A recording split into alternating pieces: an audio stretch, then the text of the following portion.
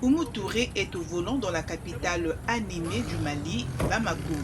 Ses yeux volettent de gauche à droite, alors que les motos se précipitent par derrière comme des frelons pour la rattraper.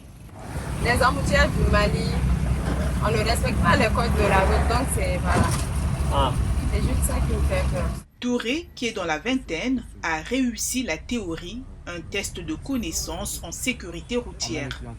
Après une poignée de leçons de conduite, elle peut postuler pour passer la pratique, au cours de laquelle les compétences du conducteur sont testées par un examinateur et constituent la dernière étape pour obtenir un permis.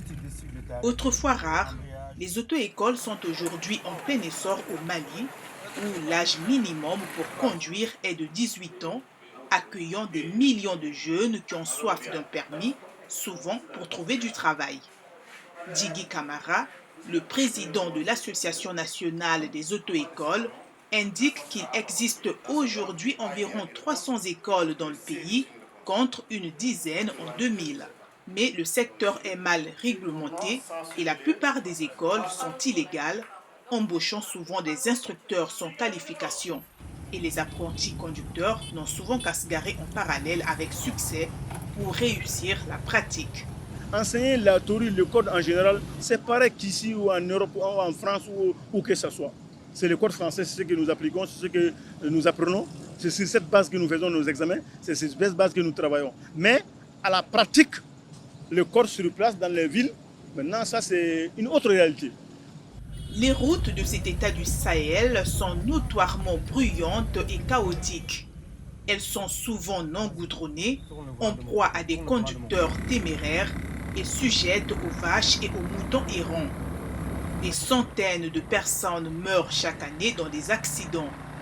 Le problème est particulièrement grave à Bamako, une ville tentaculaire d'environ 3,5 millions d'habitants où seules les artères principales sont goudronnées et la signalisation routière est négligeable. L'état de route, le matériel, comme vous le voyez, pour le rentabiliser, c'est pas facile.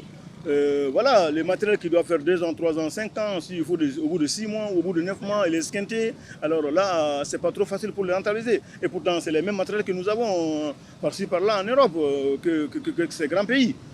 Plus de 600 personnes sont mortes sur les routes du Mali l'année dernière, selon l'Agence de sécurité routière du pays, et des milliers d'autres ont été blessés dans des accidents.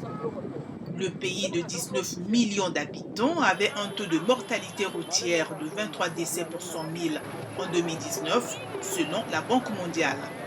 La moyenne mondiale est de 16 pour 100 000.